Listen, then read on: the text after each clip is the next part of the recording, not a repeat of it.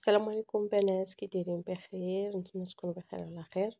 ونلقاكم هاد لا فيديو في احسن الاحوال. كيف ما العاده كنشارك معكم الوجبه ديال الافطار اللي هي صحيه 100%.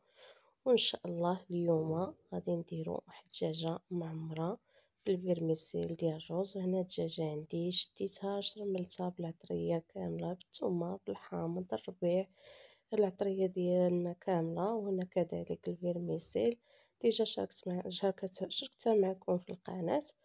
المهم هنايا البرميسيل درت فيه الحامض، الزيتون مقطع، الربيع، الثومه، العطريه ديالنا كامله، وشويه د الهريسه. هنا ديجا فورت شويه ديال الخضره. وهنا الدجاجه راه درتها قبل ارتاحت مزيان، ونعمروها بهاد الشعريه الصينيه وان شاء الله. وهنايا عندي هنايا الخس غسلته بالملحه والخل ودرتو هنا في الماء باش يتحيدوا منه دوك لي بكتيري وداكشي. هنا عندي البربر اللي سلقت وقطعتها بحال هكا، غندير بها واحد السلطه غزاله البنات كتجي كتحمق. هنا عندي الخس اللي غسلته وسقطرته مزيان. المهم هنايا غنقطعو بطريقه عشوائيه وكنحيد له هذوك الجذور هكايا. المهم انا ما كيعجبونيش ناكلهم ولكن كيعجبوني غير هاد الورقيات بحال هكا وصافي، ما دوك ما كيعجبونيش. المهم كنقطعوهم هكايا بطريقه عشوائيه. المهم هاد السلطه البنات جات كتهبل صراحه. المهم ديروا فيها اللي بغيتو، المهم انا هذا هو كاقتراح وصافي.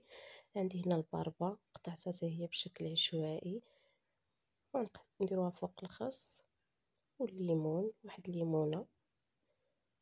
هاد الطبيسين ان شاء الله غناكلو حنا بثلاثه انا، يعني وجبه زوينه ومشبعه. وهنا عندي شويه ديال واحد الحفينه ديال الزبيب اللي غسلت ودرتها من الفوق. وغندير شويه ديال الكركاع، لا ماشي الكركاع، اللوز. من بعد راه غادي نزيد الكركاع، غير نسيتو دابا هنا. وهنا هاد لاصوص درت فيه واحد المعلقه صغيره ديال العسل الحر، واحد المعلقه صغيره ديال الزيت البلديه، والهذا والحامض، واحد شويه د الملحه، شويه د الابزار. كتجي زوينه وبنينه وصحيه ومشبعه، احسن من المعجنات، احسن من اي شي حاجه. والله كتجي واحد السلطه غزاله تفطروا بها وانتم مرتاحين في الضمير ديالكم وفي صحتكم وغتنقصوا. انا كنقول لكم راه غتنقصوا. هنا بالنسبه للدجاجه درتها تفورات في الكسكاس. دابا غندخلها الفران ندهن ليها هكا زبيده. عندي هنايا باش نصاوب لاصوص ديال لا سلطه الاخرى اللي فور ديال البطاطا وخيزو. هذا عندي هنا واحد البيرلي، وبيرلي وما ادراك ما بيرلي، غني بالبروتينات وشي حاجه زوينه بزاف. وغندير له واحد الفرماجه ونطربو هادشي مزيان، تجي واحد لاصوص روعه، احسن من المايونيز اللي فيه زيوت مدرجه وداكشي ما عارفينش كاع، واخا تقادوها حتى في الدار ماشي صحيه. المهم هنايا كيف درت المليحه وغندير شويه ديال الابزار، وندير واحد العصره نص حامضه.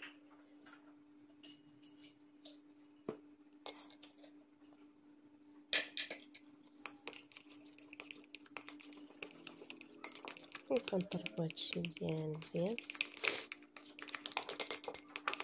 الا بغيتو تزيدو زيت البلديه زيدوها، انا قلت صافي بركه بلا ما نكثروا الدهون بزاف، في درت غير هكا.